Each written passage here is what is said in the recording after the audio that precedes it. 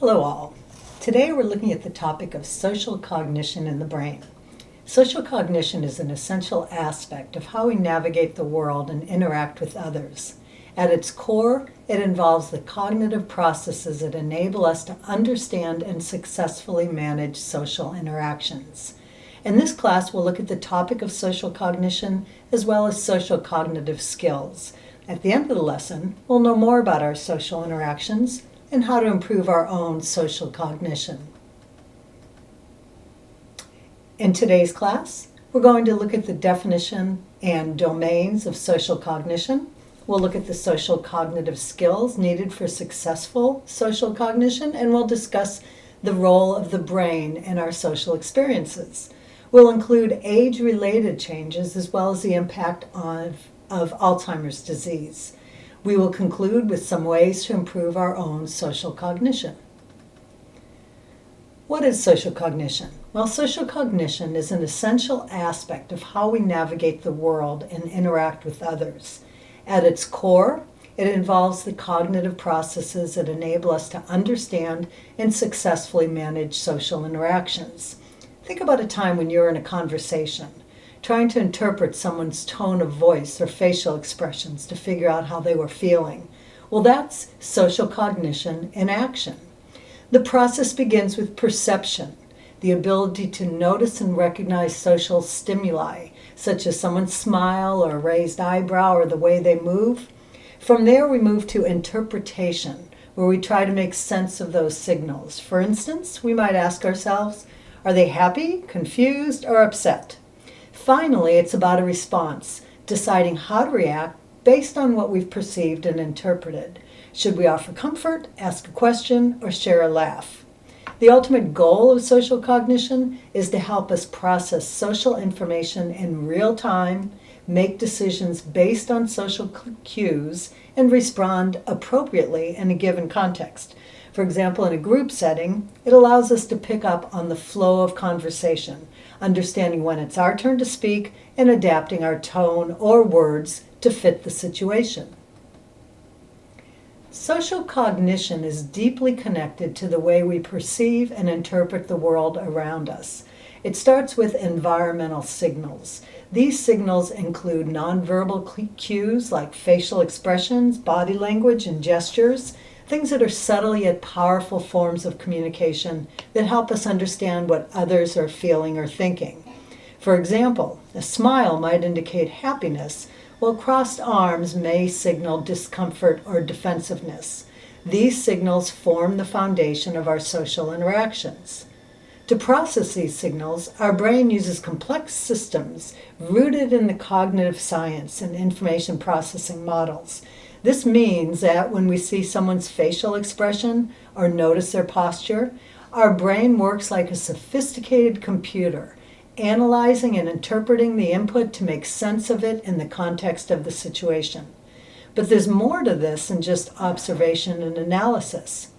A key player in this process is the brain's mirror system. This system is fascinating because it activates not only when you perform an action ourselves, but also when we observe someone else doing the same thing. For instance, if you watch someone waving, the same areas of your brain light up as if you were waving yourself. This mirroring goes beyond physical actions. It extends to emotions and even touch. And that's why we feel happy when we see someone smiling, or flinch when we watch someone get hurt. This mirroring mechanism is essential for empathy and social connection. It allows us to put ourselves in someone else's shoes, feeling and understanding their experiences as if they were our own. This ability to connect with others on an emotional level is the cornerstone of human relationships and plays a vital role in fostering trust, compassion, and community. As we dive deeper into social cognition, keep in mind how these components, the environmental signals, the mirror system, and empathy, intertwine to shape the way we relate to and connect with the people around us. It reminds us that our brains are wired for connection and the importance of these processes in maintaining our social bonds. Let's take a closer look at how social cognition works. It's actually a fascinating process. It begins with something as simple as a stimulus. So imagine you're in a conversation and you notice that the person in front of you looks upset. That stimulus, their facial expression, triggers your brain to start processing. Specific sensory areas like the fusiform gyrus helps you recognize the face, while the superior temporal sulcus analyzes social signals like their eye gaze or their body movement. Once the brain gathers this information, it processes it in three ways: cognition, emotion, and motivation. Cognition involves the thinking and reasoning about the situation. So you might wonder, why does this person look upset? Did something happen to them? It's about interpreting the situation to better understand what's going on. Emotion is your emotional reaction to what you're observing. If someone looks sad, you might feel concern or empathy for them. This part of the process involves the amygdala, which helps process emotions, and the orbital frontex cortex, which evaluates social rewards and potential consequences. For example, comforting someone might actually strengthen your bond with them. Finally, we have motivation, the driving force behind how we respond. Once you've recognized their emotion and thought about the situation, motivation pushes you to act. For instance, you might offer a comforting word or ask if they need help. This step involves areas such as the hypothalamus, which regulates your response, and the motor cortex, which activates those physical actions. And all this comes together to influence social behavior, the action that you take, whether it's offering a hug, asking a question, or simply listening. At the core of this process are three interconnected components: social perception, social cognition, and social behavior. Social perception is how you observe and interpret cues, like understanding someone's mood from their expression or voice. Social cognition is the thinking process behind those observations, making sense of what they mean and why someone might feel a certain way. And finally, social behavior is what you do with that information, whether it's engaging in conversation, offering help, or adjusting your actions based on that situation. So in summary, social cognition is a three-step process. It involves perception, observing what is happening around us; cognition, thinking about it and interpreting it; and behavior, acting on how we feel. When we talk about social cognition, it's important to understand the role of the brain in making all this happen. There are specific areas of the brain that work together seamlessly to help us recognize, interpret, and respond to social cues. Let's start with the sensory and association cortices. These regions are like the brain's first responders for social information. They help us recognize faces, voices, and body language of the people around you. For example, when you see a friend smile or hear their tone of voice, it's these cortices that process that information and tell you this is a familiar person or they seem happy. Next, we have the amygdala and the cingulate cortex, which are central to processing emotions. Think of the amygdala as your brain's emotional radar. It detects feelings like fear, happiness, or sadness in others, helping you understand their emotional state. The cingulate cortex, on the other hand, helps us decide how to respond emotionally. For instance, if someone looks upset, these areas might guide you to feel empathy and decide whether to comfort them. Finally, there's the motor cortex and the basal ganglia, which are involved in planning and executing physical responses. These regions translate emotional and cognitive decisions into actions. So if you decide to smile, reach out for a handshake, or offer a comforting hug, it's that motor cortex and basal ganglia that activate the muscles and movements to make it happen. So together, these brain areas form a dynamic network that allows you to navigate social situations effectively. When we think about social cognition, we can break it down into several key domains that work together to help us understand and navigate the social world. So to begin with, we have emotion perception. This is our ability to recognize and interpret the emotions of others. It involves noticing subtle cues like a smile, a frown, or the tone of someone's voice, and understanding what they might be feeling. For example, seeing a friend's furrowed brow might signal concern or confusion, prompting us to ask if something is wrong. This skill is a foundation of effective communication and connection. Next is the theory of mind, often referred to as TOM. This is the ability to attribute mental states, like beliefs, desires, or intentions, to ourselves and others. It allows us to develop a sense of what someone else might be thinking or feeling. So when a person declines an invitation, that theory of mind helps us to consider their perspective. Maybe they're tired or they have other commitments. This ability to understand and predict others' mental states is important for empathy and social understanding. Social communication is another vital domain. It involves effectively communicating in social contexts, understanding both verbal and nonverbal cues, and engaging appropriately. This includes everything from knowing when it's your turn to speak in a conversation to interpreting a playful wink or a sarcastic tone. Social communication ensures that our interactions are smooth and meaningful. Next, there's identity recognition, which focuses on identifying and distinguishing individuals based on their social and personal characteristics. This helps us recognize familiar faces, connect names with people, and remember the traits or preferences of those we interact with. Empathy is a core component of social cognition, allowing us to understand and share the feelings of others. It's what helps us form emotional connections and respond in compassionate and meaningful ways. So when someone's going through a tough time, empathy allows us to feel their pain and offer support. Social perception centers on understanding and interpreting social cues like body language and situational context. It helps us navigate group dynamics, gauge social expectations, and adjust our behavior accordingly. For example, noticing that a group is laughing signals that it's a lighthearted movement, while observing crossed arms and tense expressions suggests a more serious tone. And finally, there's the attributional style, which refers to how we explain the causes of behavior and events. This influences how we react in social situations. So for example, if someone snaps at us, do we attribute it to their having a bad day or to something we did?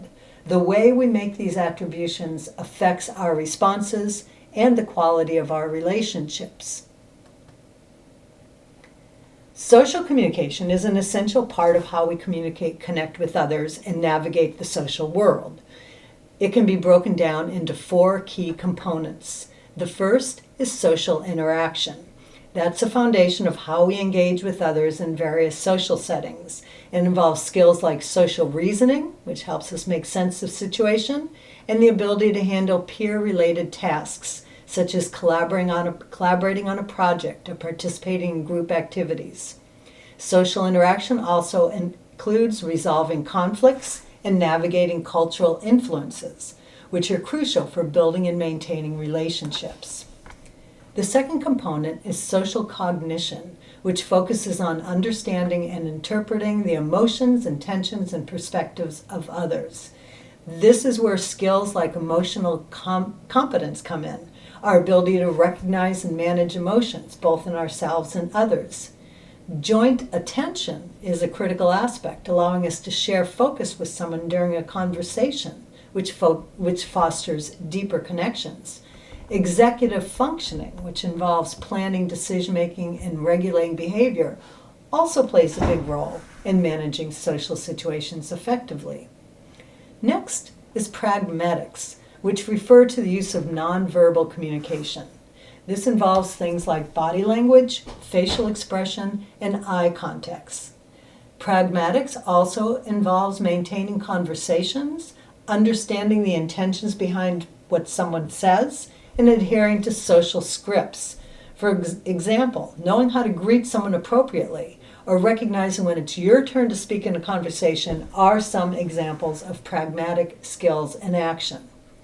Finally, we have language processing, which is the foundation for both spoken and written communication.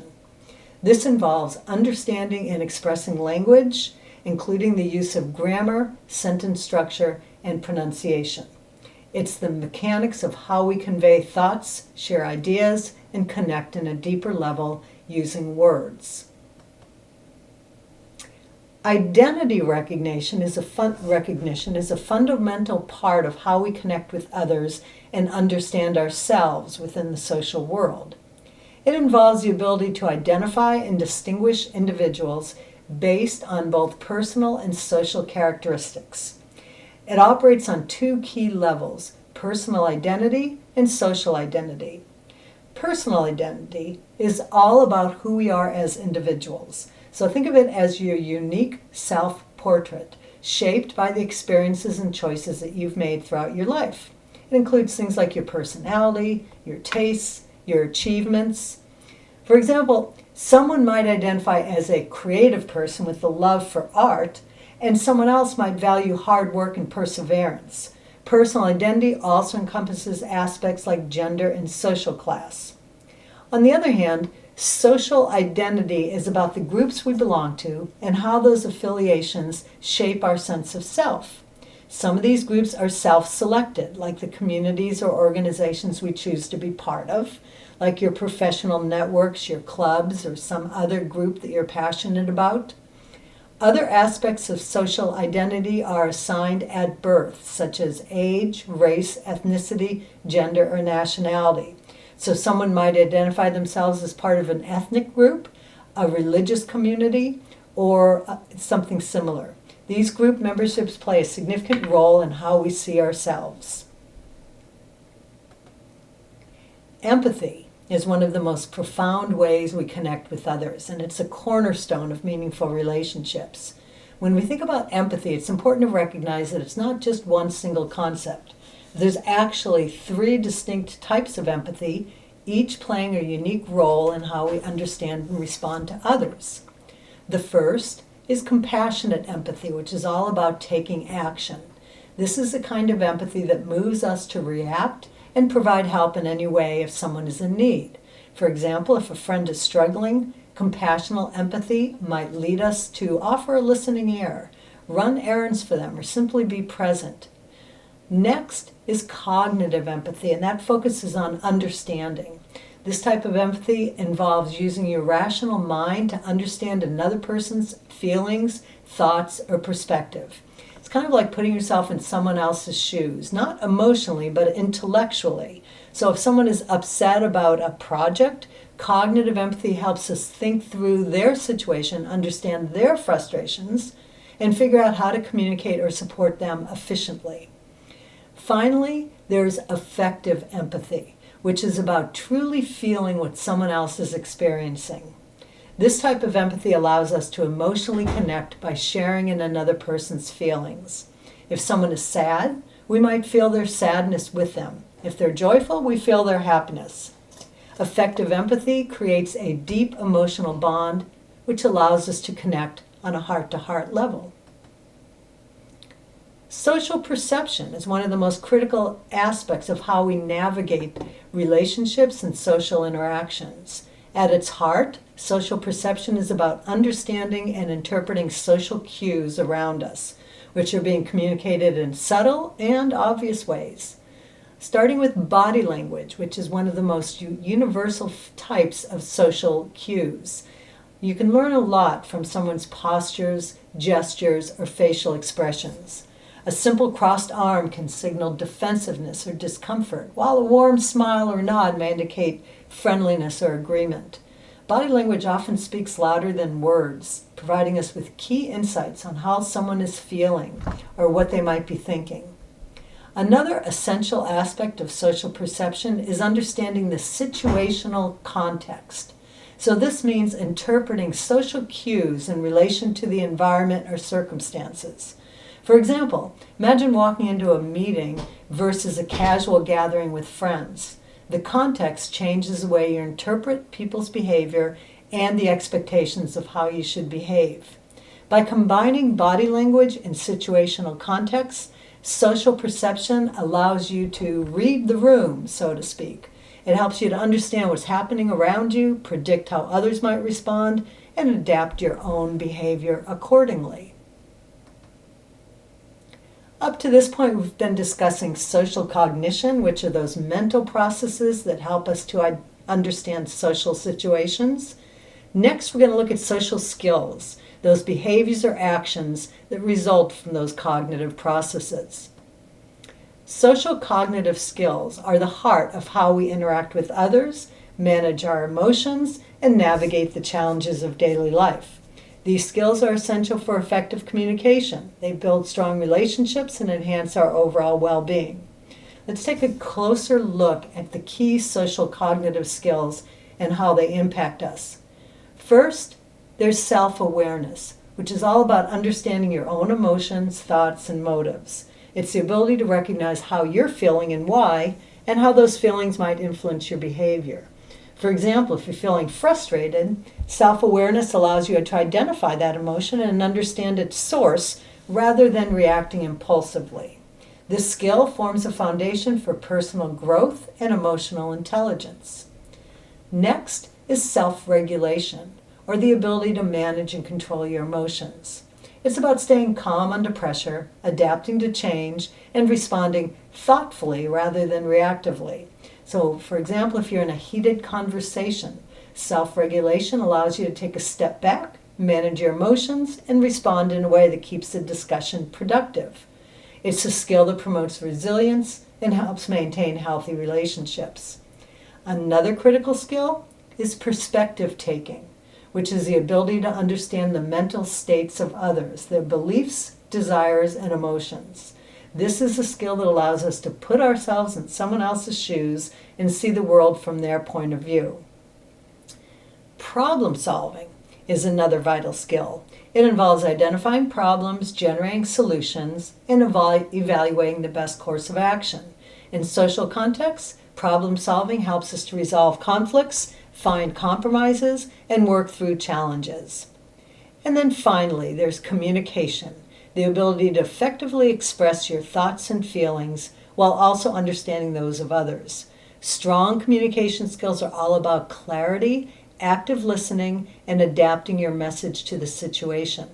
Whether you're giving feedback, sharing an idea, or offering support, effective communication builds trust and strengthens relationships.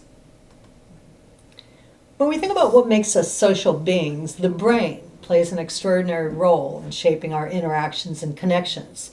The social brain refers to a network of brain regions and systems that help us process social information and facilitate meaningful social interactions. The network is what allows us to understand others, build relationships, and navigate the complexities of social environments. So let's start with what the social brain does. This network helps us to interpret social cues such as body language, facial expressions, and tone of voice. It enables us to empathize with others and engage in behaviors that foster connection, like offering support or cooperation. Without the social brain, we'd struggle to read emotions, understand intentions, or communicate effectively in social situations. Next, there's the key components of the social brain and their unique roles in social interactions. Let's begin with the prefrontal cortex, the brain's command center for social reasoning and decision making. It helps us analyze social situations, understand each other's perspectives, and regulate our behaviors. For example, when we're deciding how to respond to someone's comment, the prefrontal cortex ensures that our reaction is thoughtful and socially appropriate. Next is the amygdala, which plays a critical role in processing emotions, particularly fear and aggression. It helps us to recognize emotional expressions in others, like identifying fear, sadness, or happiness. When we see someone frowning, the amygdala alerts us to their possible distress. The temporal junction is another key player, essential for what we've called the theory of mind, that ability to understand others' mental states, intentions, and beliefs. So this region helps you to take someone else's perspective, which is crucial for empathy and meaningful interactions. When we understand why a friend might be upset or what they're hoping for, that's the temporal parietal junction at work. The medial prefrontal cortex is deeply involved in self-reflection and understanding the emotions and thoughts of others. It helps us assess how our actions might affect others. So, for example, before saying something in a sensitive situation, the medial prefrontal cortex helps us to reflect on the potential impact of our words. Then there's the mirror neuron system, those neurons that activate when we perform an action and when we observe others doing the same. This system is thought to be crucial for empathy and learning through imitation. And then finally, there's the insula. This is responsible for emotional awareness and empathy. It helps us recognize and respond to others' emotional states, especially in situations involving pain or discomfort. When we see someone in distress, the insula plays a role in triggering our emotional response. As we age, our social cognition undergoes changes that influence how we react with others, process emotions, and build relationships. These changes aren't uniform. They vary depending on specific aspects of social cognition, and actually, in some cases, certain abilities may even improve with age. So let's start with the theory of mind, the ability to understand others' mental states. Research shows that there can be a non-linear decline in theory of mind, meaning that this ability doesn't decline steadily or in the same way for everyone. Some aspects of theory of mind, like understanding others' beliefs or intentions in complex social situations, might become more challenging. However, older adults often compensate with their wealth of life experience, which helps them navigate social interactions in different ways. Next, there's empathy, specifically affective empathy, the ability to share and understand others' emotions on a deep level. Interestingly, affective empathy may actually improve with age. Older adults often become more attuned to the emotions of others and may feel more compassionate or connected to others' experiences. This heightened emotional sensitivity can enhance relationships and foster deeper bonds. Finally, social behavior also evolves with age. Older adults often place a greater emphasis on meaningful social relationships rather than expanding their social networks, while younger individuals might prioritize meeting new people and broadening their connections. Older adults tend to focus on nurturing relationships that truly matter to them. This shift can lead to improved social behavior as they invest time and energy into maintaining strong and supportive connections that bring emotional fulfillment and stability. Alzheimer's disease profoundly affects social cognition, creating challenges in how individuals interact and connect with others. One major change is impaired theory of mind, which makes it difficult for individuals to understand and predict others' mental states, which can lead to misunderstandings in social interactions. They might also struggle with recognizing facial emotions, like identifying when someone's happy, sad, or angry. They may also experience reduced empathy, which is when individuals might find it harder to emotionally connect with others. This is often accompanied with increased apathy, less motivation to engage socially. Social perception might be affected, making it harder to interpret body language, tone of voice, or situational context. Alongside this, language and communication difficulties, such as finding the right words or following conversations, add further barriers to meaningful interaction. Lastly, poor social judgment and difficulty with perspective taking can lead to inappropriate or misunderstood behaviors, creating additional challenges in maintaining relationships and navigating social settings. So as we age, there's several factors that are influencing our changes in social cognition, which affect how we interpret and respond to social interactions. These changes stem from a combination of cognitive, motivational, and neural mechanisms. So beginning with cognitive decline, which is a general decrease in fluid cognitive abilities like processing speed and executive function. These skills are important for quickly interpreting social cues and managing complex social interactions. However, it's important to note that not all social cognitive skills are equally affected. Many skills, particularly those tied with emotional understanding and empathy, tend to remain resilient despite cognitive decline. So this highlights the remarkable ability of our brains to prioritize social and emotional connections. Next, there's motivational challenges, which is a shift in socioeconomic goals as we age. So older adults often focus less on expanding their social networks and more on deepening their existing relationships.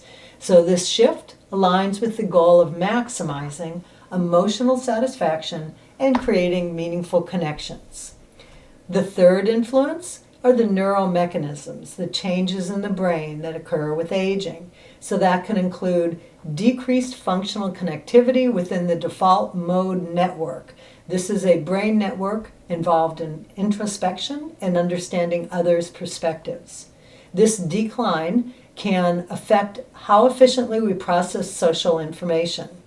There's also a shift in brain activation patterns. To support and enhance social cognition and aging, there's several targeted interventions that might make a difference. One might be emotional recognition training, which helps individuals improve their ability to identify and interpret emotions. This can be done through activities like facial expression exercises or emotion labeling apps. These can strengthen your emotional understanding and connection. Theory of mind training focuses on understanding others' perspectives and intentions. Activities like perspective-taking exercises, role-playing scenarios, and interactive storytelling can all provide opportunities to practice and refine this crucial skill, fostering empathy and better social interactions. Conversational skills training can improve everyday communication through activities like active listening exercises and turn-taking games, which build confidence and improve the flow of social interaction. And then finally, social engagement programs such as group discussions and community events, which provide structured opportunities for individuals to connect with others, practice social skills, and deepen relationships. To support cognition, evidence-based strategies can be incorporated into daily life. First, increasing social interactions and diversifying social networks will help individuals build a variety of connections that can enhance emotional and cognitive well-being. Engaging in group activities, whether through community events or clubs, creates opportunities to form meaningful relationships. Leveraging digital platforms like video chats or phone calls can help maintain social bonds, especially when in-person interactions are limited. Also, participating in cognitive stimulation therapy, also known as CST, that combines social and mental engagement to support overall cognitive health. Staying active is another key component. Regular physical activity promotes both brain and social health, while pursuing intellectual activities like reading or puzzles stimulates cognitive function. Focusing on positive social interactions and cultivating close friendships also help build emotional resilience and connection. Lastly, addressing social isolation is critical. Proactively combating loneliness ensures individuals stay engaged and supported, fostering a sense of belonging and overall well-being. So these strategies together will help create a comprehensive approach to maintaining social and cognitive health throughout life. In summary, social cognition encompasses those mental processes that allow us to interpret and respond to social cues, making it a cornerstone for effective communication and meaningful relationships. As we age, there might be improvements in empathy, but some abilities like theory of mind and social perception can decline due to natural changes in the brain. For individuals with Alzheimer's disease, social cognition is significantly impacted. This includes challenges with recognizing emotions, reduced empathy, and difficulties with social judgment, all of which affect their quality of life and interactions. However, social cognitive skills can be maintained and even enhanced through intentional strategies. By diversifying social networks, engaging in group activities, cultivating close relationships, pursuing intellectual activities, and addressing social isolation, we can support both social and cognitive health across the lifespan. These steps are key to fostering connection, resilience, and overall well-being. Thank you for listening to this. Please participate in our Zoom class to include discussions and activities to help you understand this concept better. Thank you.